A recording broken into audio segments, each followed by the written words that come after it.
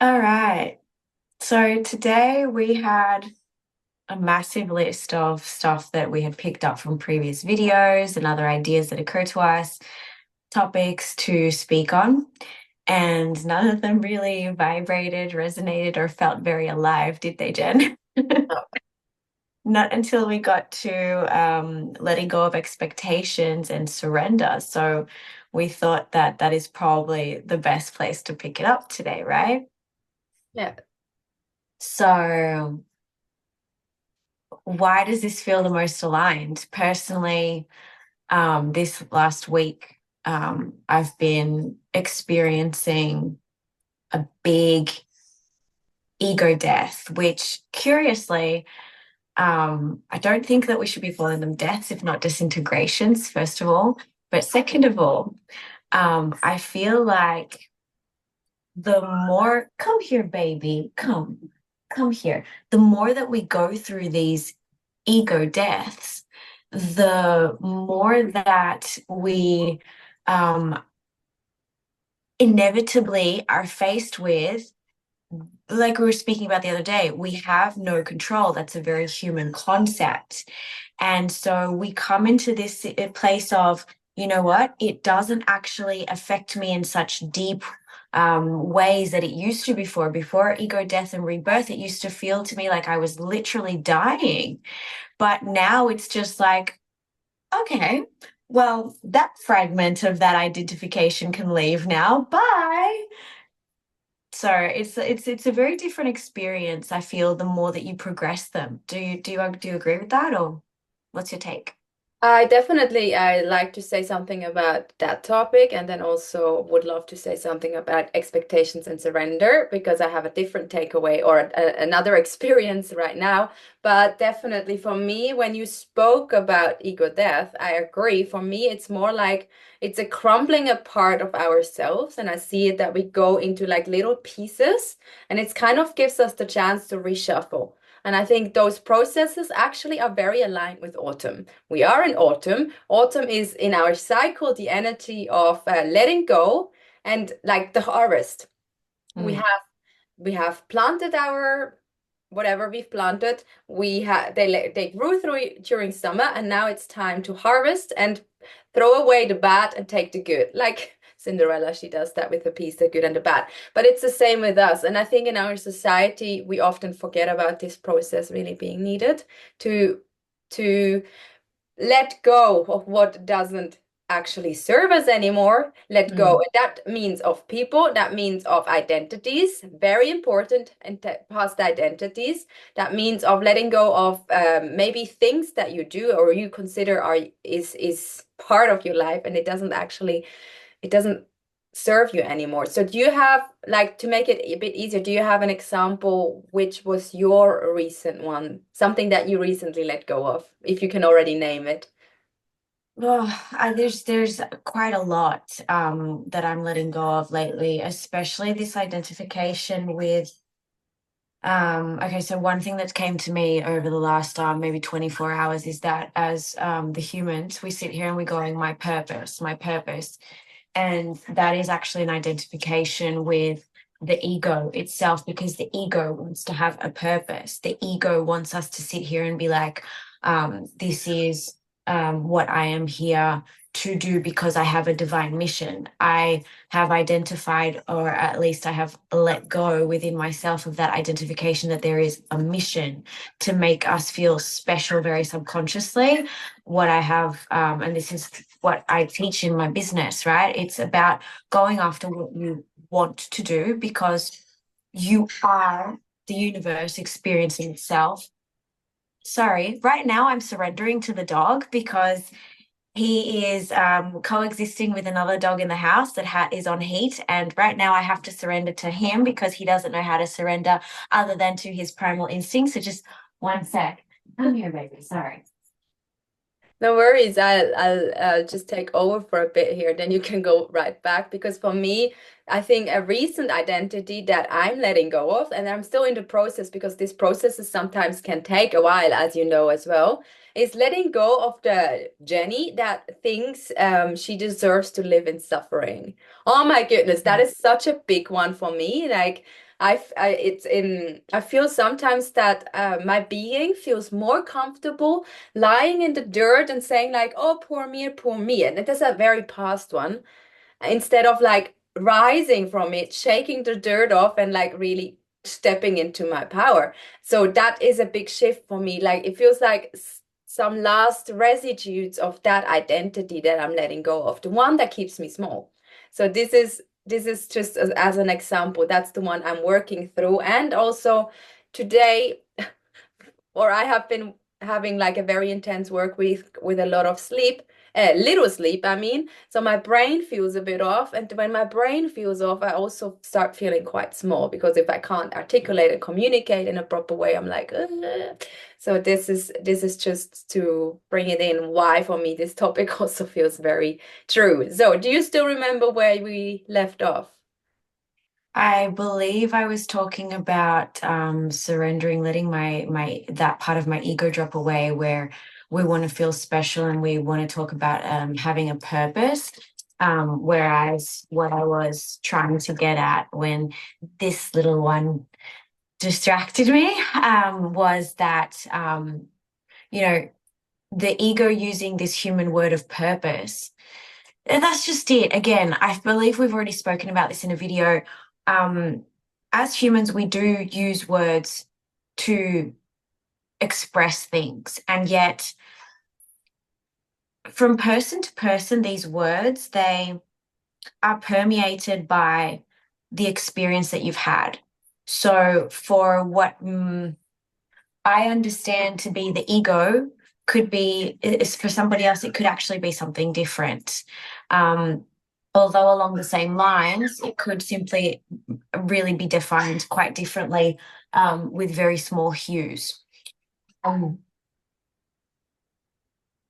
I'm here, baby. Do you want cuddles or not? Sorry. Um, yeah, just surrender. He's really teaching me. I believe we learn a lot through our animals. He's really teaching me to just, you cannot control it. Your human wants quiet and control, but there is no quiet and control. I might open the door and see if he just wants to go roam around the house. He's Okay, basically just reacting from his primal parts. That's pure exactly. primal, what we see there. Exactly. So yeah, so I was saying, what was I saying, Jen? I don't remember you were talking about ego. I was talking about ego. And I'm the talking ego about like tries to I'm find talking about purpose, the topic of completely purpose. completely surrendering to what is and not having anything planned because in the end it is going to be what it wants to be, you know. But yeah, and now I remember I was mentioning the fact that as humans we do designate certain words to just to be able to express and communicate with each other what we mean, and that even those are quite often, even the words, the vocabulary is quite often tainted by the human experience that we've all had. Um, um, so I was tying that into the what I mean when I say that it's the ego subconsciously wanting to believe that it's special by saying, "Oh, I have a purpose." Whereas, what I this is what I was saying. What I truly believe, because this is also what I teach in my business or how I coach based on the gnosis that we are fragments of creation itself, not necessarily fragments. We are creation itself. We are the universe. We are that universal consciousness inside of a body to have that human experience, to navigate karma, to navigate energy, to navigate emotion, to, you know, so just realizing that and realizing that your free will as a soul was to come and navigate this. And you get to choose in every incarnation exactly what it is that you want to do. Having to designate it as a purpose, I'm just spinning it back to what I was saying, having to designate it as a purpose is kind of like telling yourself that you have a spiritual mandate that you have to accomplish. Whereas the only thing that you have come to accomplish is literally what we said: experience the human experience, navigate the karma, do have fun along the way. You know, it's not about being miserable. It's not about, like you said, you know, I don't have to be the Jenny that suffers. You do whatever the heck you want, follow your highest excitement, and enjoy life while you navigate what you've come here to navigate. Yeah, That beautiful. makes sense. Yes, makes a Yeah, lot. it took me a while to get there. Sorry, I don't know if you can hear the dog barking upstairs, but he just needed to go and do something else somewhere else.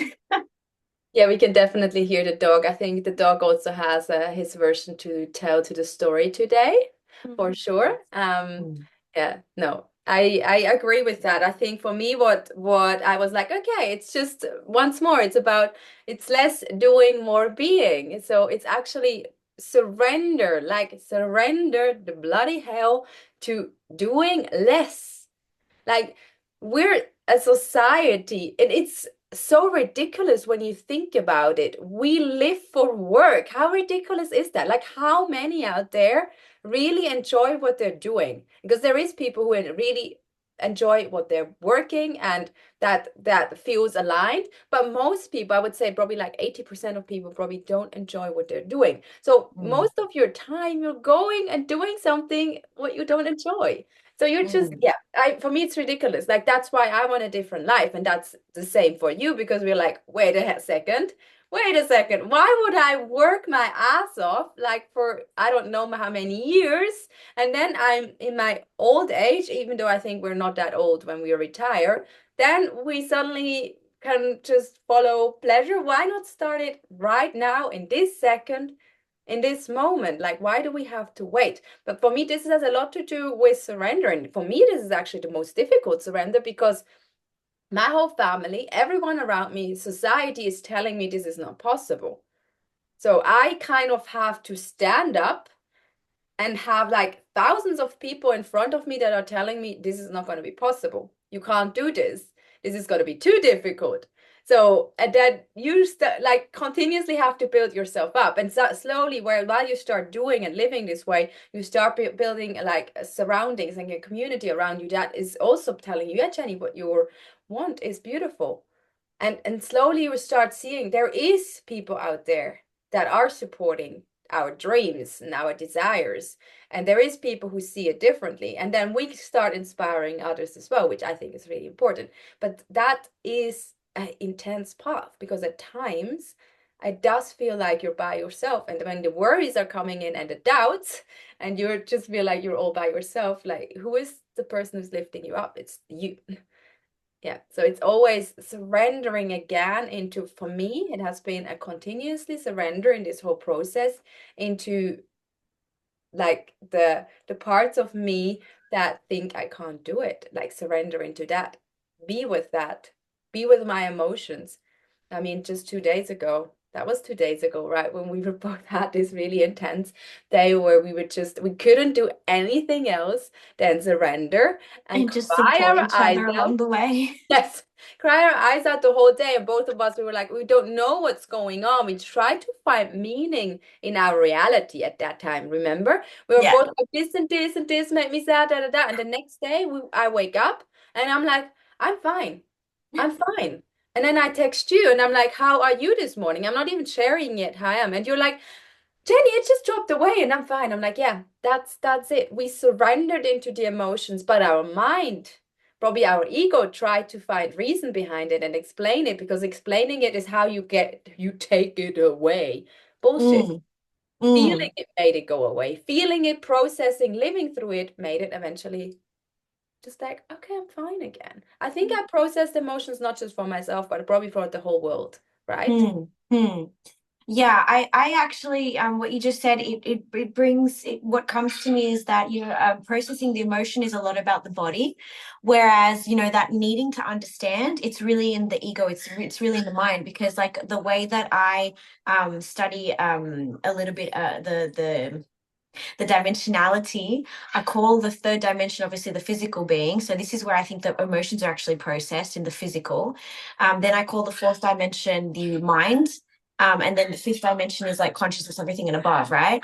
So it's like that's where we were getting a little bit looping. We were looping a little bit because the emotion was getting processed at the 3D, and it was we were actually reaching that 5D consciousness of what was going on with us, but it was kind of getting stuck in the mind because we want to automatically, the mind wants to understand what's going on. So it's like when you go to sleep and the mind gets out of the way, then we woke up the next day and it was already that what we were processing was already ascended, if that makes sense. And so it was like full release.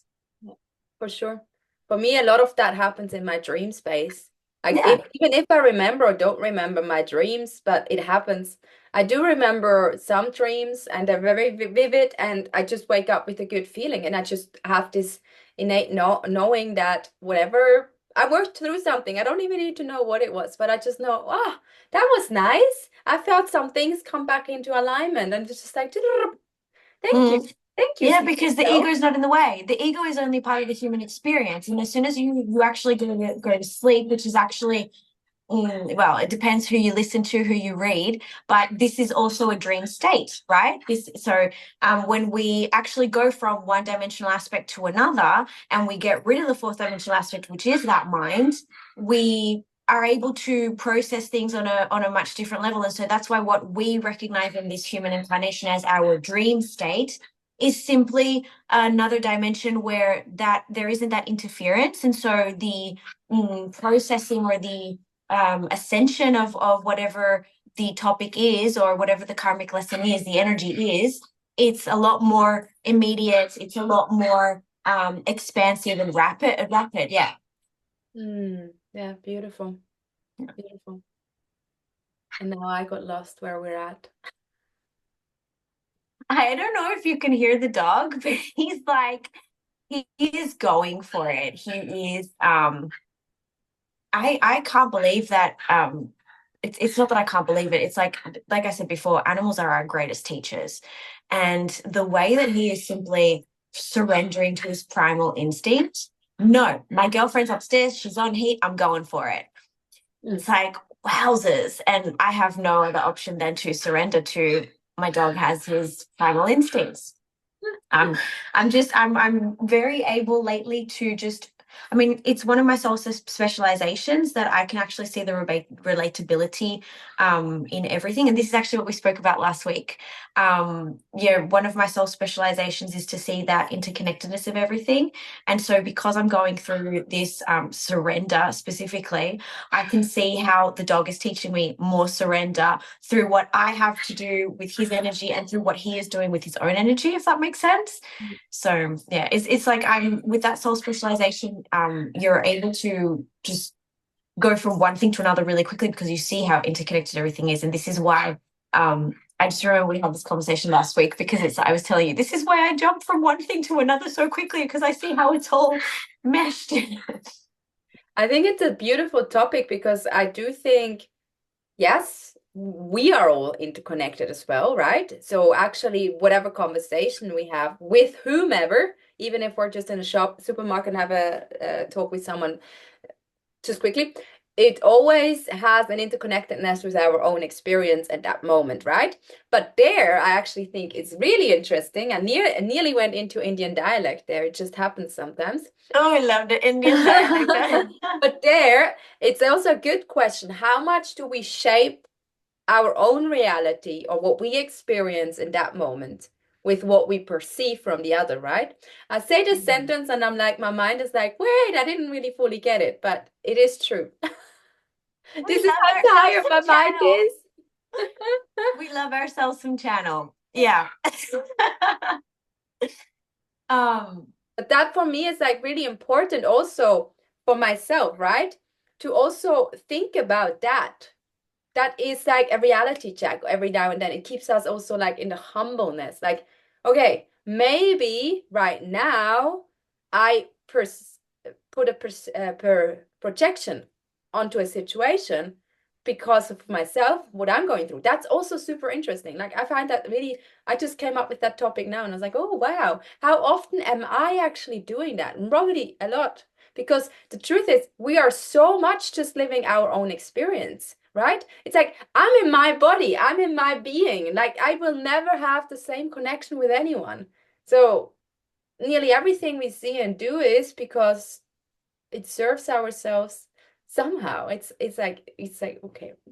what we see, what we do, and what we say. Yes. This brings us back to what we were saying. I don't know if it was yesterday or the day before over the phone, where we were saying, sometimes what we say is not necessarily solely for the other person to hear, but sometimes it's actually for us to hear so that we can integrate it because that wisdom did come from within.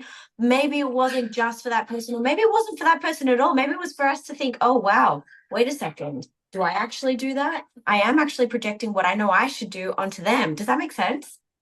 Yeah, for sure. For Yeah. sure. And I think as long as you're aware about that and start checking in, like I don't do it all the time, huh? No, I'm no, not, no. no, we're not preaching about being perfect anyway. We're never preaching about anything.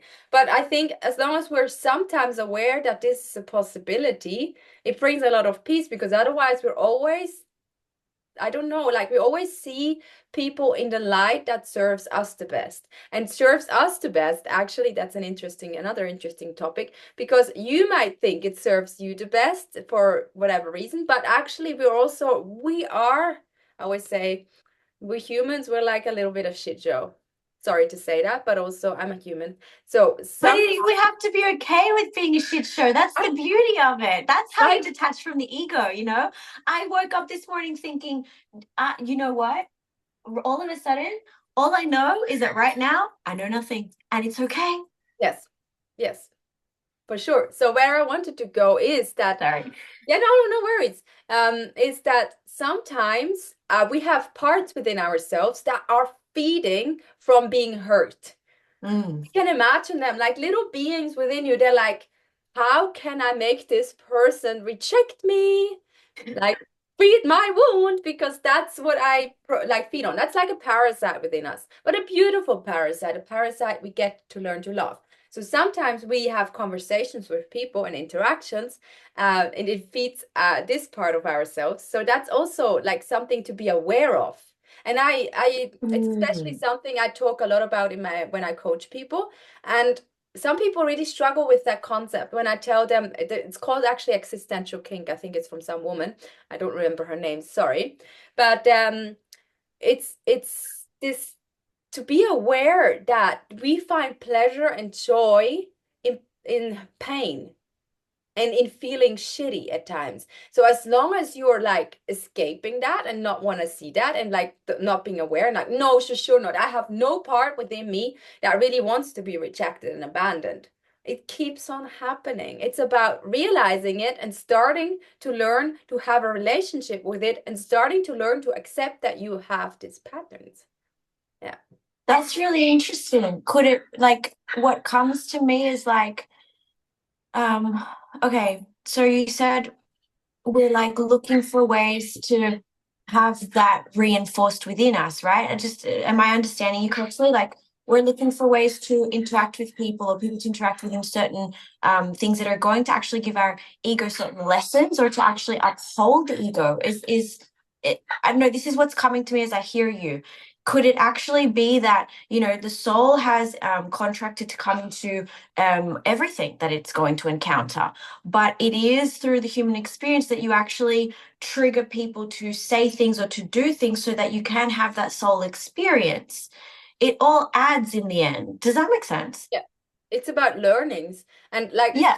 I bring an example in again to make things easier to understand a little bit for those that got a bit lost. It's for me, like, I'm very sure that my being or my soul has chosen to feel everything there is to feel. Mm. Because as a soul, like you've said it before, it's just a state that is very like plain, Yeah. beautiful and plain. So, Androgynous, yeah. void. Yeah. So they actually sometimes they really like see humans as a really special thing because they're like, wow, they feel so many emotions. So my soul definitely has chosen, I want to feel everything there is to feel, from the good to the worst. And in that process, I want to really expand my heart and the like really truly feel the full capacity of love.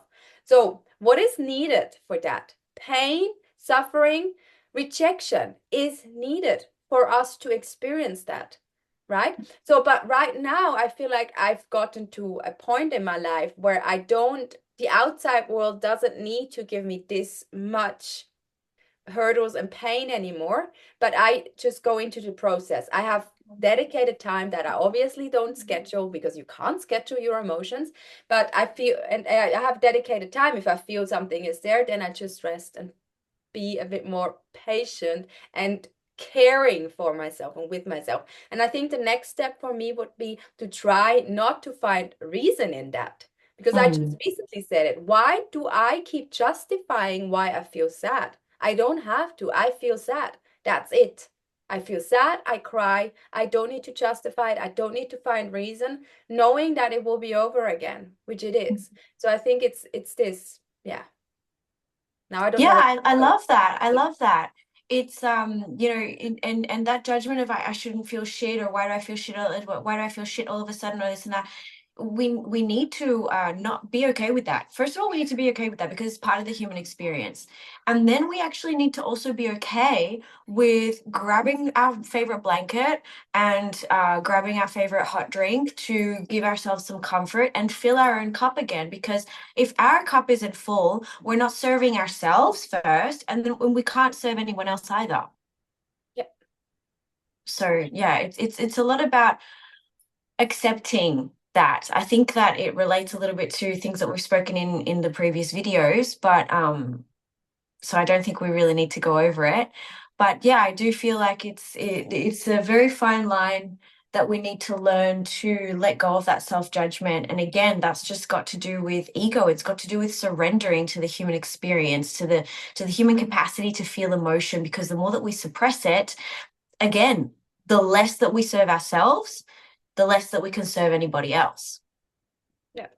I think this is especially relevant to those of us that have decided that what we want to do in this life is serve and help others. You know what I mean? Yeah, Yeah. for sure. For sure. Besides, it's through those experiences that we actually can serve others best, I think, rather than just reading up on stuff like, yeah, not to go over it again, but reading up on old philosophies or indoctrinations and stuff like that and just perpetuating that, really just speaking from experience, because I think that through experience we learn so much more.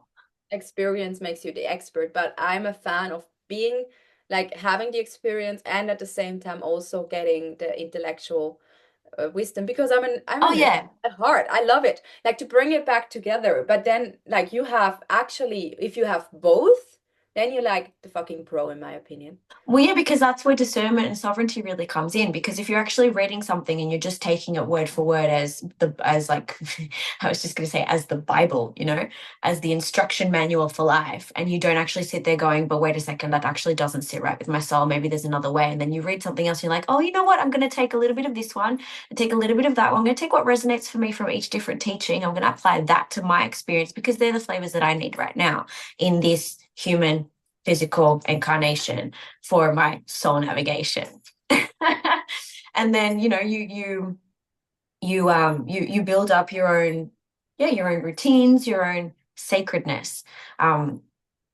Yeah, it's just another thing that I implement in my own business. I teach people to tap into, or I provide different flavors for people to tap into, and then with their sovereignty, with what resonates for them, go, this, yes, this I need to change a little bit. I like this concept, but I want to do it my own way, which I think is absolutely perfect. Mm. It's the filter process for Mm, me. It's a lot about that. Like learn as much as you can. And I mean, I've been learning all my life mm. and since And we're going to keep doing it. yes, we'll keep doing it. But for since 2 or 3 years, I'm noticing this thing of like I can't keep holding on to the knowledge that well anymore because it doesn't serve. It's the filter just happens naturally. It's Mm. just like what is this thing called where you have the sand in it and you can turn it? It's like so very, The I know I the word. my Spanish is coming out. El reloj de arena, the sand clock, right? Sand Yeah, timers. it's like that, but it's like that's the that's where it goes through. Eventually everything will land, but differently than you would have. Like the sand at the top will never land the same at the down, you know, Mm, when it is down. It will always be in a different version. And that's actually what happens, right? We read up on so many things, we learn so much, and then it lands differently because I think it's about letting go of thinking that we need to cite every little word from a book that we read. That's an mm, ancient tradition. That's been done. It's a different one now. So yeah. yeah, letting go of the knowledge. I like that. For sure, for sure. Neutralizing and redefining and reinventing and yeah, definitely. Beautiful. Should we wrap it up here? I'm I getting think so. hungry. I think we've surrendered enough today. That is basically a whole podcast where it's just complete surrender and just speaking whatever comes up. And still at the same time, I think it just beautifully, it creates like a beautiful wave And or did you wave. did I don't know if you can still I don't know if you could actually hear how much you could hear the dog before, Yeah. but right now you can't hear him. We surrendered to that point where even he surrendered. He might be asleep now in front of the door, dreaming, dreaming that he's gone through the door already. But yeah, Maybe. thank you Yeah, so but much. when we finally surrendered, it was all it's all wrapped up. I'm just seeing the interconnectedness of everything, Jen. You do that. Thank you so much, everyone, for listening in. Obviously, also, please ask any questions. And I invite everyone who listens, how can you surrender a little bit more today? Beautiful. Thanks, guys. Thank you.